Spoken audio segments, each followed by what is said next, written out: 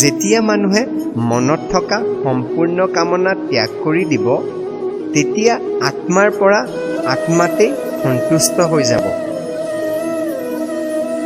সুখ দুখক সমান ভাবিব পৰা যি ধীৰ পুৰুষ ইন্দ্ৰিয়সমূহ আৰু বিষয় সংযোগে ব্যৰ্থিত কৰিব নোৱাৰে, তেনে ব্যক্তিয়ে অমৰত্ব পাবৰ যোগ্য হয়। যেতিয়া চিত্ত সেই পৰম আনন্দত বিলীন হৈ যায়, তেতিয়া জ্ঞানদাতা গুৰু আৰু গ্ৰহণকৰ্তা শিষ্য কোনোৱেই নাথাকিব। এইটোৱে হ'ল পৰম স্থিতি। স্থিতিপ্ৰাপ্ত কৰিবলৈ হ'লে তুমি অনাসক্ত হোৱা। নিৰন্তৰ যি কৰা যোগ্য কৰ্ম, সেই কৰ্মক ভাল ধৰণে কৰা। কৰ্ম কৰাৰহে তোমাৰ অধিকাৰ আছে।